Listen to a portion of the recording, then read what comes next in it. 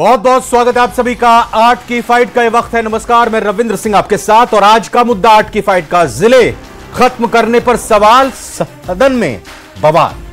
राजस्थान विधानसभा के बजट सत्र के चौथे दिन की कार्यवाही भी गहमा गहमी और हंगामे के साथ आज शुरू हुई। नए जिले और संभागों को खत्म करने के मुद्दे पर सत्ता पक्ष और विपक्ष के बीच तीखी बहस हुई। विधानसभा में स्थगन प्रस्ताव के जरिए कांग्रेस विधायक सुरेश मोदी और रामकेश मीणा ने मामला उठाते हुए नीमका थाना और गंगापुर सिटी जिलों को खत्म करने पर सवाल उठाए।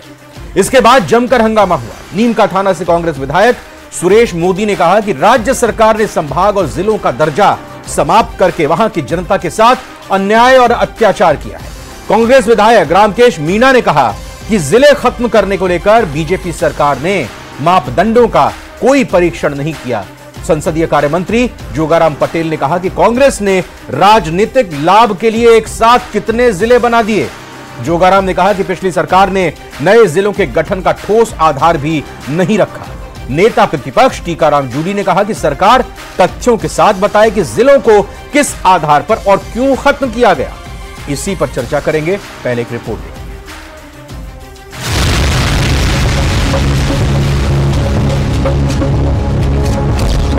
विधानसभा में फिर से गूंजा जिले खत्म करने का मुद्दा।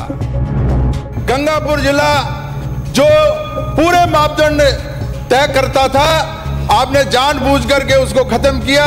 गंगापुर के लोग बहुत पहले से इसको गंगापुर के जिले बनाने की मांग करते आ रहे थे। सदन में लगे नारे, नए जिले वापस बहाल करो। आपने एक भी रिकॉर्ड बताया क्या कौन से जिलों को किस बेस पे रखा है, कौन से जिलों को किस बेस पे निरस्त किया?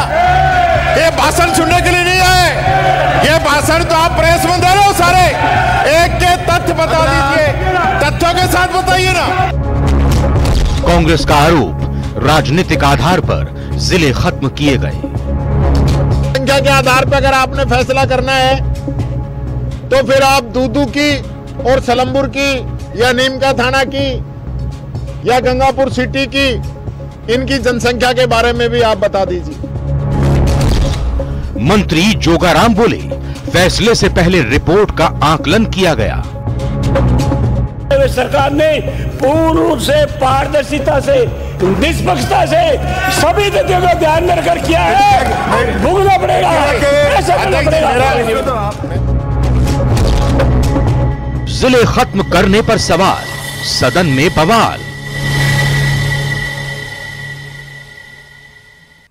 तो आज इस मुद्दे पर चर्चा के लिए हमारे साथ जुड़ चुके हैं पौरुष भारद्वाज जी कांग्रेस से। बहुत बहुत स्वागत पौरुष जी। और शैलेंद्र जी बीजेपी से। शैलेंद्र जी, आपका भी बहुत बहुत स्वागत है। पौरुष जी, पहला सवाल आपसे, जब ये जिले बनाए गए थे आपके वक्त की कांग्रेस की सरकार में, तब मुख्यमंत्री अशोक गहलोत थे, उस दौरान नए जिले बनाने को लेकर एक कमेटी बनाई गई थी राम लुभाया जी की।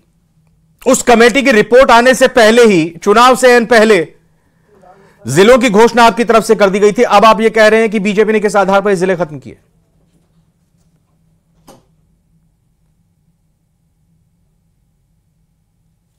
बने, ये चर्चा बहुत पुरानी हो चुकी है। आज जो हमारी चर्चा का विषय है वो ये विषय है कि सरकार ने जो है वो जिले जो खत्म करे वो पूरी तरह जो है राजनीतिक लाभ और हानि को चर्चा पुरानी कैसे हो गई? खत्म किए। चर्चा पुरानी कैसे हो गई नए जिले बनने की? नहीं, पुरानी चर्चा का रविंद्र जी देखिए, पुरानी चर्चा में इसलिए कह रहा हूं कि जिस समय जिले बने उस समय जो है, जो आपका मेरे से सवाल था, ये सवाल उस समय भी सवाल तमाम टीवी चैनलों पर हमारे प्रवक्ताओं से पूछा जाता रहा, सरकार से पूछा जाता रहा और हमारे द्वारा बताया गया कि राम लुभाया कमेटी जो है, मतलब आप नियम कायदे कमेटी की माने ना माने वो ठीक है, मतलब यही हुआ ना? नहीं, मैं कह रहा हूं ना रविंद्र जी आपसे, रविंद्र जी मैं आपसे कह रहा हूं ना, 50 जिले बनाने की अनुशंसा राम लुभाया कमेटी ने की थी। राम लुभाया कमेटी ने कहा था कि राजस्थान की, मध्य प्रदेश जो है वो हमारे पड़ोसी राज्य है, भले वहां पे 55 जिले बने हुए हैं। आने से पहले नए जिले बनाए गए थे, 50 जिले बना दिए गए थे, या जब नए जिले बना दिए गए उसके बाद फिर ये रिपोर्ट आई? 50 जिले तो बनाए ही नहीं हमने तो। अरे ये रिपोर्ट कब आई थी? जिले बनाने से पहले कि जिले बनाने के बाद?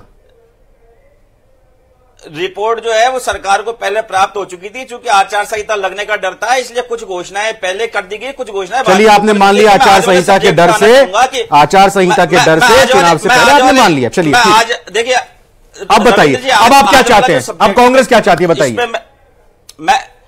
मैं यह बात कहना चाहता हूं कि एक व्यक्ति के हाथ में रबड़ दिया गया और उसी व्यक्ति के हाथ में जो है पेंसिल दी गई। कांग्रेस पार्टी की ने पेंसिल हाथ में लेकर के जो है उसको लंबी अपनी लाइन खींची, जिलों की संख्या बढ़ाई। भारतीय जनता पार्टी जो है वो बिना किसी कारण के रबड़ लेकर उस लाइन को मिटाने पर लग रही है। मैं आपको एक बात कहना चाहूंगा कि हमने जिले बनाए तो जनता की भलाई थी, जनता की मांग थी, और जिले तो अल्टीमेटली बढ़ने ही थे।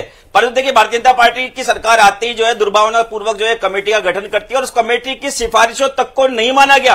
अब हमारा प्रश्न, हमारा सवाल यही है कि भाई सरकार का नैतिक पक्ष इतना कमजोर है कि कल विधानसभा में स्पीकर के द्वारा व्यवस्था देने के बावजूद कल सरकार चर्चा से भागती रही और सरकार कह रही है कि भाई हमने कमेटी की रिपोर्ट के आधार पर जो है हमने फैसला दिया। बिल्कुल, कमेटी जिनके ललित के पवार साहब का मैं आपको एक स्टेटमेंट सुनाना चाहूंगा कि जिसमें वो कह रहे हैं कि ये निर्णय जो है पूरी तरह राजनीतिक निर्णय है, कमेटी का इससे कोई मतलब नहीं। मैं सुनाना चाहूंगा, एक मिनट।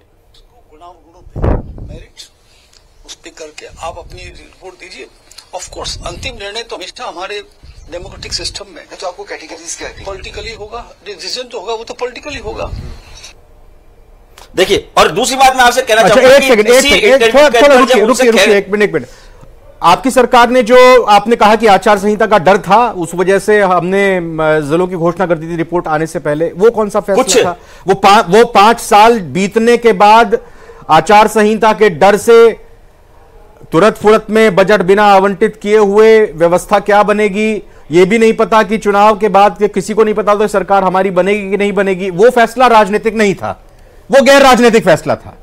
वो चुनाव जीतने के लिए फैसला नहीं था। वो जो आपको सपोर्ट करने वाली, आपकी सरकार बचाने वाले विधायकों ने खुश करने के लिए आपने दूध और बाकी जगहों को जिला बना दिया, वो फैसला राजनीतिक नहीं था। आप ये कह रहे हैं ना? देखिए, उस समय की रिक्वायरमेंट बहुत सारी थी कि जो कि अगर विधायकों का लालच होता तो जयपुर जिले में शाहपुरा एक बहुत बड़ी जगह है, वो भी जिला बनने से रह गया। जयपुर जिले में सांभर की मांग जो है वो अंग्रेजों के जमाने से होती आ रही है, वो भी जिला बनने से रह गया। ऐसे बहुत से जिले की जो कि रह गए। और रामलोभाया कमेटी ने तो खुद ने इस बात को कही ना कि राजस्थान में कम से कम 50 नए जिले बनाने का स्कोप है। और देखिए, हमारे द्वारा था जो भी कार्य किया गया, मैं आपसे एक बात को पूछता हूं कि आप भले एक बार के लिए हम आपकी बात मान लेते हैं कि विधायकों के कहने से किया गया, तो विधायक क्या जिले को बना करके अपने घर में ले जा रहा था? विधायक भी जनता का चुना हुआ प्रतिनिधि होता है ना, विधायक का दायित्व होता है ना कि जनता से जुड़ी मांग उठाए। नहीं, जनता को वो जिले को घर नहीं ले जा रहा था, लेकिन वो ये सोच रहा था कि मेरे घर की हो गई है जनता, जिले बना के रेवड़ी पकड़ा दूंगा, फिर मेरे को चुनाव जिता देंगे। आपने देख लिया, आपने हश्र भी देख लिया ना कि जितने जिले बनाए गए कितने आप जीते वहां पर।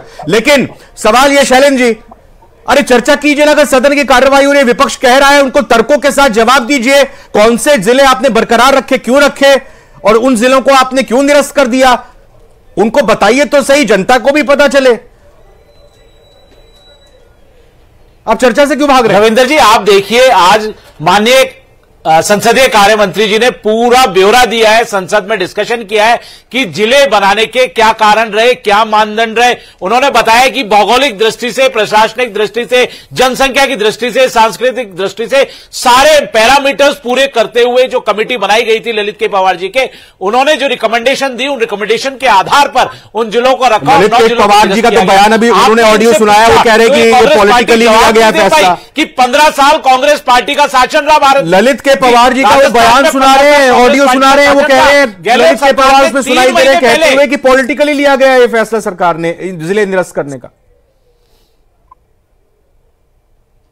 ये बिल्कुल नहीं है पॉलिटिकल होता। आज कोई चुनाव हो रहे हैं कि जो पॉलिटिकल लिया जाएगा? पॉलिटिकल तो कांग्रेस पार्टी की गहलोत सरकार ने लिया था। 3 महीने पहले जैसे खिलौने बांटे जाते हैं वैसे जिले बांट दिए। इनको पता नहीं था कि कितना बजटीय प्रावधान रखना है। एक जिले को डेवलप होने में 5 से 7 साल लगते हैं, 2000 करोड़ रुपए खर्च होता है, पूरा इस्टेब्लिशमेंट होता है, जिला अस्पताल बनता है, जिला न्यायालय बनता है, एसपी का ऑफिस बनता है, 38 से अधिक विभाग वहां बनते हैं। आप देखिए किस तरह से इन्होंने खिलौनों की तरह बांटने का काम किया, अव्यवहारिक, अविवेकपूर्ण। और ये बता रहे रामलुभाया कमेटी, अरे रामलुभाया जी तो विदेश में थे, तब इनके पूर्व मुख्यमंत्री अशोक गहलोत जी ने जिले बांट दिए, उनके पीछे से सार्वजनिक किए बिना, रिपोर्ट को टेबल किए बिना, और आचार संहिता लगने से एक दिन पहले, जो ये बताता है कि इनकी नीयत और नीति क्या थी। इनको सिर्फ उलझा के रखना था चुनावी फायदे के लिए। लेकिन राजस्थान की जनता बहुत समझदार है, यहां का मतदाता परिपक्व है, उन्होंने आईना दिखा दिया। सिर्फ 2 विधायक जीत कर आए कांग्रेस पार्टी के, जिनको जिले दिए गए। जो आज स्थगन प्रस्ताव पे बहस कर रहे हैं वो भी नहीं बता पाए सदन में कि रामलुभाया आया कमेटी के पैरामीटर्स क्या थे? वो तो हमारे माननीय मुख्यमंत्री भजनलाल जी शर्मा साहब के निर्देश पर हमारे कार्य मंत्री ने पूरी रूपरेखा सबके सामने खोल के रख दी। यह भी बताया इतिहास क्या रहा है। राजस्थान का जब एकीकरण किया गया तब 25 जिले थे, उसके बाद अगर जिले बनाने का काम किया तो भारतीय जनता पार्टी की सरकारों ने किया, चाहे भैरव सिंह जी की सरकार हो, चाहे वसुंधरा जी की सरकार हो, गुड गवर्नेंस देने के लिए। और एक जिले को डेवलप करने में 5 से 7 साल लगते हैं। और मुख्यमंत्री अशोक गहलोत जी ने किस तरह से आनंद फानंद में जिले बांटने का काम किया, यह बताता है कि इनकी नीति और नियत कितनी खोटी है। सिर्फ चुनावी सरकार ने तो अपना रुख साफ कर दिया, हमने निरस्त किए हैं, इन्होंने जिले बांटने का राजनीतिक लाभ नहीं उठाया है राजस्थान की जनता और अब ये वापस बहाल भी नहीं होंगे। कांग्रेस पार्टी को विपक्ष अब ये वापस बहाल भी नहीं होंगे। विधायकों को हरा दिया, सिर्फ 2 बस एक मिनट शैलेंद्र जी, अब हो गया, एक मिनट, अब उनको सुनते हैं पौरू जी को। सुभाष जी बहुत बहुत स्वागत है, आ रहा हूं सर आपके पास भी। वरिष्ठ पत्रकार सुभाष शर्मा भी जुड़ चुके हैं हमारे साथ। जी पौरू जी। देखिए, मैं इस बात को कहना चाहूंगा रविंद्र जी कि बार बार विधानसभा में भी यही सवाल आ रहा है और यहाँ पे आपकी डिबेट में भी ये सवाल आ रहा है कि भाई जो कह रहे हैं कि भाई हमारे द्वारा ललित के पवार कमेटी की सिफारिशों के आधार पर जो है जिले निरस्त किए गए, तो परंतु उस जो जिले निरस्त किए गए उनको लेकर के स्पेसिफिक जो है ललित के पवार की कमेटी ने क्या क्या टिप्पणी करी वो ना ये विधानसभा में प्रस्तुत कर पाए, ना भारतीय जनता पार्टी के प्रवक्ता यहाँ पर प्रस्तुत कर पाए। इनकी शुरू से आदत है, इनकी राजनीति कांग्रेस से। अरे आपको तो नैतिक अधिकार ही नहीं है, जिलों पे बहस करने का नैतिक अधिकार ही नहीं है, ना राजनीतिक अधिकार है। आपने तो चुनावी लाभ लेने के लिए राजनीति करने के लिए आपने जिले बांटने का काम किया। आपको कोई अधिकार नहीं है जिलों में बहस करने का। आपने गुमराह करने का काम किया राजस्थान की जनता को। आपने सिर्फ आनंद फानंद में अव्यवहारिक तौर पर एलिमिनेशन बोर्ड अपनाते हुए कोई तैयारी बिना तैयारी के बिना बजट प्रोग्राम के खिलौने बांटने का काम किया। आप क्या बहस कर रहे हैं? ऐसे शैलेंद्र जी और पौरू जी, भाई साहब दोनों से मेरी प्रार्थना है, नहीं ऐसे आवाज नहीं आई। में आओ, जवाब देना सीखो, जनता को जवाब देना सीखो, ओपोजिशन को जवाब देना सीखो। जनता ने आपको जवाब दे दिया, अरे हमको जवाब दे दिया तो आपको जवाब दो। अरे हमको जनता ने आपको आपसे जवाब लेने के लिए चुना है। आप लोगों को यहाँ पे बकवास करने के लिए नहीं भेजा जनता ने। जनता से जुड़े हुए मुद्दों में भाग रहे हैं। सुभाष शर्मा जी का मैं रुख करता हूं। देखिए, अब आप दोनों लगातार बोलते जाएंगे तो आप दोनों में से किसी की बात समझ में नहीं आएगी। सुभाष शर्मा जी वरिष्ठ पत्रकार के तौर पर इस पर रोशनी डालिए सर। मेरी बारी है, अरे दो चुप रहो। देखिए, मैं आपसे इस बात को कहना चाहूंगा कि जो मापदंड बता रहे हैं, डीग जिला भरतपुर से 30 किलोमीटर दूर है, वो रहने दिया गया। जयपुर से 65 किलोमीटर दूर दूधू को निरस्त कर दिया गया। नीमका थाना और जो है खैरतल जिला, इसकी सीमाओं के बीच में एक दिल्ली का नेशनल हाईवे आता है। आप देखिए कितना इनके जो है कितना भेदभाव है, कितना। पौरू जी, खाली यही पैमाना होता है क्या भाई? कितनी जनसंख्या है उस जिले की, उसका कोटपुतली के बीच में 14 किलोमीटर का अंतर है, मालूम है आपको? कोटपुतली और नीमका के बीच में 14 किलोमीटर दिया गया। एक सेकंड, अरे भाई एक सेकंड, पौरू जी चलिए इस बात की तो खुशी मना लीजिए कि सारे के सारे जिले निरस्त नहीं किए। अरे पौरू जी, कम से कम जो आपने नए जिले बनाए उनमें सारे के सारे जिले निरस्त नहीं किए, 8 तो बच गए, तो आप उन पर भी कह रहे हैं, आप ये कहना चाह रहे हैं कि जो 8 बचे उनको भी निरस्त कर दो। आपको राजस्थान की जनता ने रिजेक्ट कर दिया, आपको चुनाव में हरा दिया। मैं फिर देखिए मेरे को जाना पड़ेगा, एक मिनट अगर आप शैलेंद्र जी प्लीज। ठीक है सुभाष शर्मा सर, आपका जवाब। सुभाष शर्मा जी, ये एक बार सवाल रिपीट करेंगे सर? सवाल मेरा बस यही है, जिलों को लेकर जो कांग्रेस ने घोषणा कर दी थी कि सदन से लेकर सड़क तक हम इसका विरोध करेंगे, अब सदन में भी इसकी गूंज सुनाई दे रही है जब से बीजेपी ने निरस्त किए ये जिले। अब कांग्रेस कहां तक ले जाती दिखाई दे रही है इस मुद्दे को, और जनता पर कितना असर प्रभाव पड़ेगा? बिल्कुल, बात यहां यह है कि इनकम्बेंट गवर्नमेंट ने जिस तरह से अशोक गहलोत सरकार ने यह फैसला लिया था कि बेसिकली एक पॉपुलर कॉन्स्टिट्यूएंसी को एड्रेस करने की बात अशोक गहलोत ने की, और अशोक गहलोत असल में राजस्थान की राजनीति को बखूबी समझते हैं, लोगों के सेंटिमेंट्स बहुत अच्छे से समझ पाए। वो लंबा कार्यकाल उन्होंने राजस्थान में रखा, वो रहे हो 3 बार सीएम रहे, तो उनको पता था कि कहां पर पल्स चल रही है। लेकिन अशोक गहलोत भी अपनी पॉपुलैरिटी को गेन करने के लिए कुछ अपने चहेतों को एक तरह से वहां उनके इलाके में क्षत्रप बनाने के लिए कुछ ऐसे इम्प्रैक्टिकल फैसले कर गए जिलों के मामले में, जो जिला बनने लायक था ही नहीं। तो भाई आप एक कह रहे हैं एक तरफ वो परिपक्व थे, एक तरफ अपने विधायकों की बात में वो आ गए इम्प्रैक्टिकल फैसले लिए, तो फिर ये कैसी परिपक्वता? आप जीत भी नहीं पाए, दो विधायक आपके जीते जितने भी नए जिले बनाए आपने। हाँ, तो यही बात जो है वो अशोक गहलोत समझ नहीं पाए कि मैं जो ये पॉपुलर मैंडेट को एड्रेस कर रहा हूं, एक तरह से पॉपुलैरिटी लेने के चक्कर में आजकल यही हो रहा, फ्रीबीज बांटो, पॉपुलैरिटी गेन करो। तो अशोक गहलोत भी भंवरजाल में फंसे, और उन्होंने जो जिले बनाए वो जिले बनने के कई जिले तो लायक ही नहीं थे। अब रही बात यह कि कांग्रेस को विरोध करना, तो कांग्रेस का काम विरोध करने का ही रहेगा, क्योंकि उनके फैसले को। बात यह है साहब, समझने लायक बात यह है कि हमारा जो रूलिंग का जो पिरामिड हमने खड़ा कर रखा है, ये जो एडमिनिस्ट्रेशन का हमारे जो फार्मूला है, ये बेसिकली ब्रिटिश से आया हुआ है। और ब्रिटिश कॉलोनियल रूल में जिस तरह से डिस्ट्रिक्ट बनाए जाते थे, डिस्ट्रिक्ट कलेक्टर बनाए जाते थे, रेवेन्यू उगाने के लिए कलेक्टर बनाए जाते थे। अब बात ये कि हम आजाद हुए 75 साल से ज्यादा हो गए, अभी भी हमको स्ट्रक्चर बनाना आया ही नहीं। हम उसी परिपाटी को निभाए जा रहे हैं। हमारे इलाके को जिला घोषित करो। क्यों जिला घोषित करो? क्योंकि वहां पे डेवलपमेंट के काम इस तरह से होते हैं, फिर वहां लोग आते हैं, काम कराने के लिए आते हैं, लोगों की चलने लग जाती है। ये बेसिकली डिस्ट्रिक्ट, और यहां ये बात सच है, अशोक गहलोत यदि ईमानदारी से ये सोचते कि राजस्थान की जनता का जहां जहां जिलों की डिमांड आ रही है, बहुत पुरानी डिमांड थी, जैसे नीमका थाना की डिमांड की बात है, बहुत पुराना मसला चल रहा है, लेकिन इसको बाकी जो जिले उन्होंने बनाए उसको प्रॉपर एक अध्ययन कराने की जरूरत थी। अध्ययन कराने के बाद ही जिले बनाए जाने चाहिए। इसकी तो आपने बात रखी कि भाई इम्प्रैक्टिकल फैसला ले लिया जिले बनाने का, लेकिन अब जो आरोप सरकार पर लग रहे हैं कि बीजेपी सरकार ने राजनीतिक तौर पर यह फैसला ले लिया जिलों को रद्द करने का। डीग आपने क्यों निरस्त नहीं किया? आप दूदू को निरस्त करें, नीमका थाना को खत्म कर रहे हैं आप।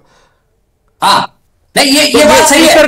सरकार ने क्यों निरस्त किए जिले, और क्यों वो कुछ 8 जिले बचा लिए? ये आरोप लग रहे हैं कि भाई राजनीतिक तौर पर अपना हित देखते हुए यही मैं कह रहा हूं ना कि जिस तरह अशोक गहलोत ने बिना अध्ययन के जिले बनाए, उसी तरह वर्तमान सरकार जो है वो भी यही काम कर रही है। इस सरकार ने भी क्या किया है कि बिना प्रॉपर अध्ययन कराए, और वो जो फैसला, अब ठीक है, पिछली सरकार हमारी विपक्ष की सरकार थी, कांग्रेस की सरकार थी, उसने फैसला लिया, इसलिए हमको तो उसको निरस्त करना ही है। मतलब हमारे यहाँ विपक्ष का मतलब और सत्ता पक्ष का मतलब यह हो गया है कि विपक्ष को केवल सत्ता पक्ष का विरोध करना है, और सत्ता पक्ष का काम यह रह गया है कि जो विपक्षी सरकार ने, यानी इनकम्बेंट गवर्नमेंट ने फैसले लिए थे, पिछली सरकार ने जो फैसले लिए थे, उनको हमें निरस्त करना है, चाहे वो कैसे भी हो। और यहां तक ये बात जरूर है कि कुछ जिलों को जो बरकरार रखा गया है, इसमें इस सरकार ने एक काम का तो ध्यान रखा है। मैं आपको दावे के साथ कहता हूं कि रविंद्र जी, यदि यही सरकार कांग्रेस की होती और बीजेपी ने जिले बनाए होते, एक सिंगल कलम से, एक सिंगल पेज से ये सारे जिले खत्म होते, और कांग्रेस सरकार इसमें एक बहुत बड़ी समिति बनाती, और समिति बनाकर अपने कई लोगों को उसमें बैठाती, और कई दिनों तक मंथन चलता, और उन जिलों में जो भी प्रभावित जिले, जिसको कह सकते हो आप, उन जिलों के जनप्रतिनिधियों को इसमें जोड़कर, और एक ऐसा, ठीक है, बिल्कुल ये आपका आकलन है, आप बिल्कुल, लेकिन इसको हम हाइपोथेटिकल भी सोच सकते हैं कि अगर कांग्रेस सरकार होती तो ऐसा होता वैसा होता, वो बीजेपी की सरकार के फैसले को नहीं पलटती। ये बात एक अलग विषय की है। लेकिन पारुष भारद्वाज जी, अब क्या करेंगे? सरकार ने तो 2 टूक कह दिया, जो जिले निरस्त हुए हैं वो निरस्त ही रहेंगे। देखिए मैं आपसे इस बात को कहना चाहूंगा कि कांग्रेस पार्टी नहीं, बल्कि जो जिन जिलों की जनता है अधिकतर, वो भी आंदोलनरत है। धरातल पर भी आंदोलन हो रहे हैं और हाईकोर्ट में भी आंदोलन हो रहा है। जो सरकार से हम बार बार इस बात को कह रहे हैं कि सरकार अगर ये कह रही है कि हमने ललित के पवार के कमेटी के निर्णय के आधार पर अगर हमने इनको जिलों को निरस्त किया है, तो सरकार को यह भी बताना चाहिए कि कौन कौन से जिले के लिए जो है ललित के पवार कमेटी की क्या क्या अनुशंसाएं थी। मैं आपसे पुनः इस बात को कहना चाहूंगा, उसमें मेरे भाई बीच से बोल गए थे, खैरतल और नीमका थाना बराबर में जिले हैं। खैरतल के अंदर के जो मीडिया की रिपोर्ट है कि जब सरकार ने निर्णय नहीं किया था, उससे पहले खैरतल से एसपी हटा दिया गया, एसपी ऑफिस में कार्यरत पुलिस कर्मियों के तबादले आसपास के जो है पुलिस थानों में कर दिए गए। परंतु ऐसा क्या दबाव रहा कि खैरतल जो है उसको रहने दिया गया, और उसके बाद नीमका थाना को जो है वो हटा दिया गया। इसी मामले में सेम इंटरव्यू में जो है ललित के पवार से इंटरव्यू में पूछा गया, इसी सवाल को पूछा गया कि भाई खैरतल तो आपने हटा दिया, खैरतल आपने रहने दिया, नीमका थाना क्यों हटा दिया? उनका क्या जवाब है? 2 मिनट आपसे 15 सेकंड लूंगा, सुनिए। जैसे नीमका थाना का एग्जांपल है, और वो बहुत उग्र प्रदर्शन भी हुए हैं नीमका थाना में। अब सवाल ये उठता है कि नीमका थाना में ऐसा क्या नहीं था जो खैरतल में था, जबकि खैरतल डेवलपमेंट के नजरिए से कई पैरामीटर्स पर ओके है। तो अब ये निर्णय तो चूंकि कैबिनेट का निर्णय है, इस पे तो टिप्पणी करना मेरे लिए मुनासिब नहीं होगा, बट हम ये देखिए, मैं आपसे इस बात को कह रहा हूं कि इस बात की जिम्मेदारी ललित के पवार खुद लेने को तैयार नहीं है। वो कह रहे हैं कि राजनीतिक निर्णय है, कभी कह रहे हैं कि कैबिनेट का निर्णय है, और हम भी ये बात